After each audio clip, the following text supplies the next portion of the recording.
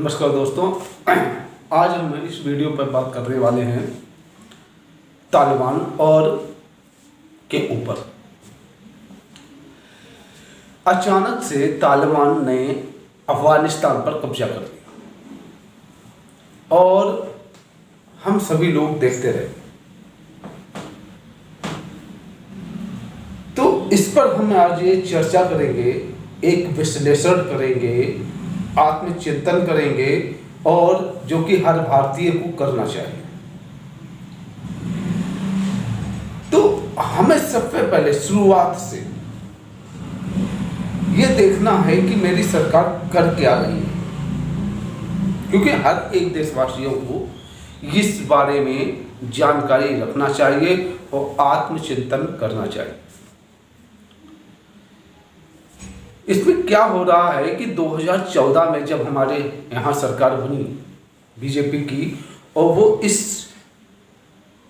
बात को कहकर सत्ता में आई थी कि हम महंगाई को कम करेंगे, बेरोजगारी को कम करेंगे और साथ ही साथ आतंकवाद को भी खत्म करेंगे। उसमें पर हम नकेल कसेंगे और उसको जड़ से समाप्त कर देंगे।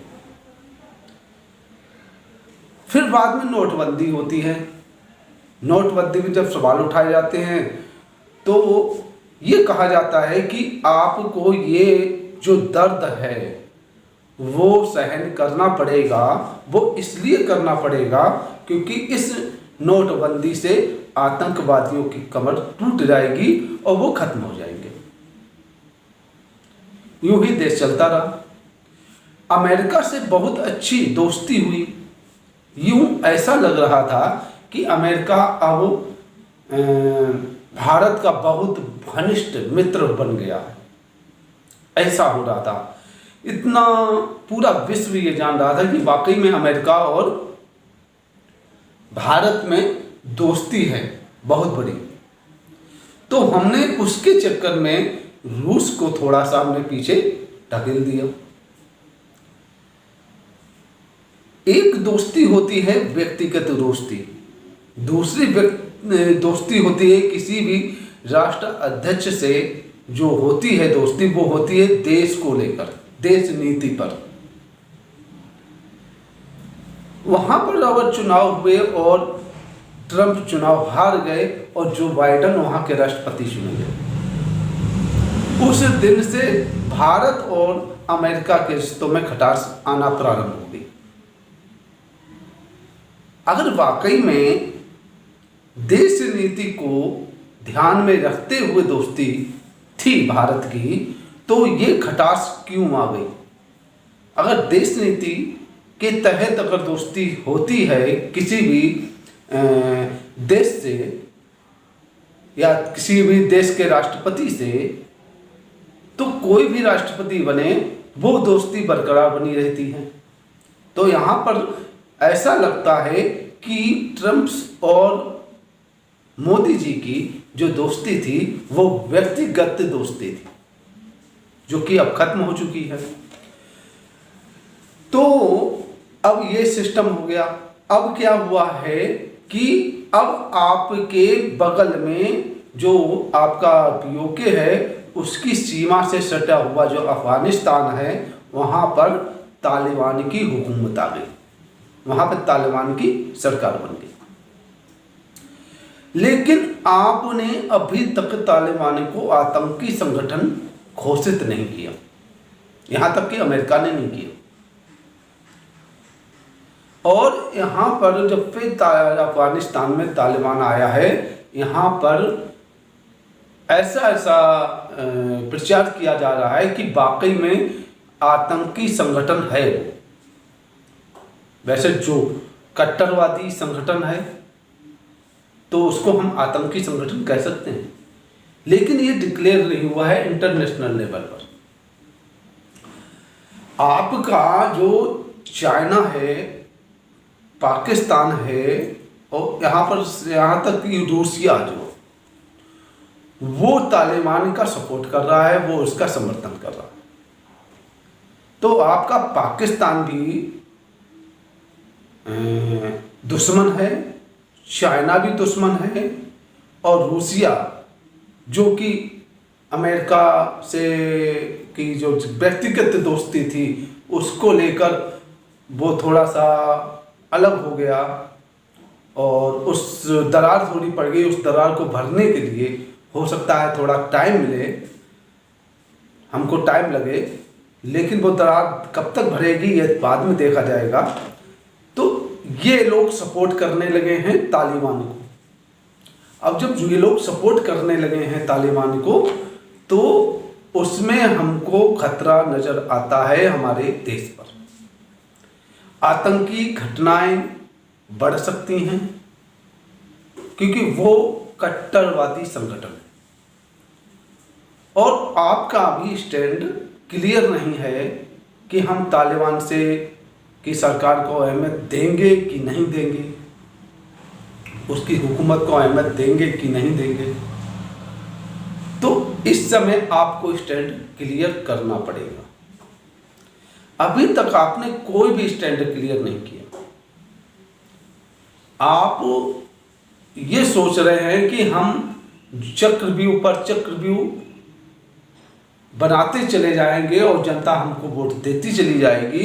तो आपने चक्रव्यूह तो बना रहे हैं, लेकिन जब आप उस चक्रव्यूह से बाहर निकलेंगे, जनता उसमें कुछ नहीं कर सकती। जिसकी हुकूमत जनता, भाई मजबूरी है उसकी, हम क्या करेंगे। जैसे आप हुकूमत कर रहे हैं, आपकी सरकार है, तो जनता चाहे वो महंगाई से त्रस्त हो, चाहे पेट्रोल डीजल से त्रस्त हो, किसी भी चीज़ से त्रस्त हो, चाहे हिंसा से त्रस्त हो, उसे तो रहना ही रहना।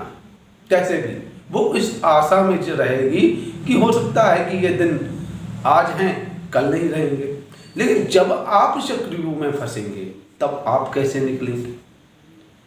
तो जो चक्रव्यूह आप ये सोच कर रच रहे हैं कि हम ऐसा ऐसा कर देंगे, हमको वोट मिलते रहेंगे और ये समय मेरा गुजरता रहेगा, तो यहाँ पर आप चक्रव्यूह में फंसते चले जा रहे हैं।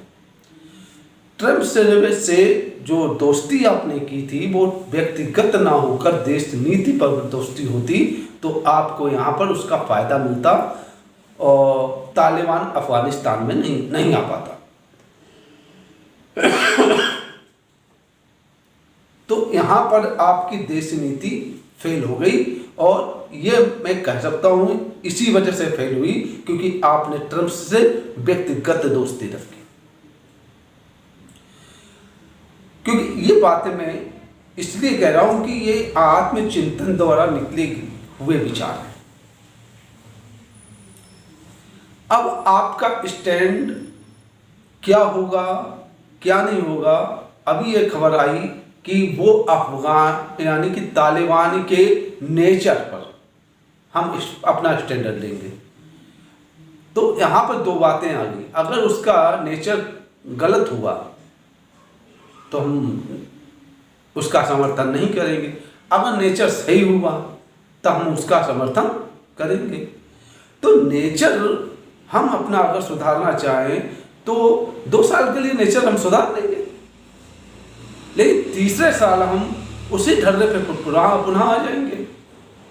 हमने 2 साल का नेचर अपना सुधारा, अपनी आदतें सुधार ली, आपको धोखे में रख के और आपने अपने समर्थन दे दिया और हमने बड़े बड़े काम करवाने लगे आपसे, प्रोजेक्ट अच्छे अच्छे करवाने लगे। फिर आप यहाँ पर जो आपका हिंदूवादी चेहरा है, इन लोगों को क्या जवाब देंगे। और फिर 2-3 साल बाद अगर तालिबान ने अपना नेचर बदल लिया फिर क्या आपका क्या होगा। तो ये जो आपका यहाँ पर स्टैंड आपका क्लियर होना चाहिए कि हमें क्या करना है। अगर हम तालिबान के नेचर पर निर्भर होकर अपना स्टैंड लेंगे तो आपको धोखा भी मिल सकता है, क्योंकि तालिबान पर हम इतना बड़ा क्या कहते हैं भरोसा नहीं कर सकते। अभी तालिबान ये कह रहा है कि हम बहुत अच्छा करेंगे, हम ये करेंगे, हम वो करेंगे, किसी को सताएंगे नहीं। लेकिन 20 सालों पहले जो तालिबान का जो कट्टरता थी और तालिबान का ने जो अफ़गानिस्तान के लोगों पर जुल्म किए, औरतों के साथ में और गरीब लोगों के साथ में, तो वो उसकी कट्टरता कहीं ना कहीं एक कोने में जरूर होगी, एक कोने में बैठी जरूर होगी। वो कभी ना कभी तो बाहर आएगी ही आएगी। 4 साल 2 साल यानी अपने पैर जमाने के लिए हम कट्टरता को एक थोड़ी देर के लिए किनारे भी रख सकते हैं।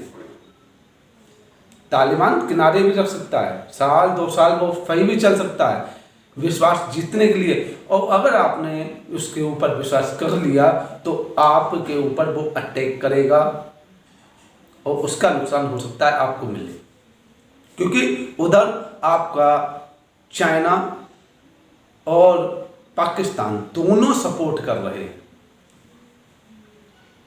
जो कि आप सभी लोग जानते हैं कि ये दुश्मन हैं, ये मौके की तलाश में हमेशा रहते हैं और वो मौका इनको तालिबान के रूप में बहुत अच्छा मिल गया है, जो कि हमारे ऊपर ये दबाव डाल सकते हैं, आतंकी घटनाएं करवा भी सकते हैं। क्योंकि तालिबान भी अब मजबूत हो गया, क्योंकि जो तालिबान की ताकत है उसमें पाकिस्तान की ताकत भी मिल गई और चाइना की भी ताकत मिल गई। तो यहाँ पे हमें स्टैंड बहुत ही सोच समझ के लेना पड़ेगा कि मेरा स्टैंड क्या होना चाहिए, समर्थन करना होना चाहिए या हम उसको आतंकी अपने लिए आतंकी संगठन घोषित कर दें, या अमेरिका या संयुक्त राष्ट्र यूएन में वहाँ पर जाकर संयुक्त राष्ट्र में जाकर इस तालिबान को आतंकी संगठन घोषित करवाएं या करवाने की कोशिश करें।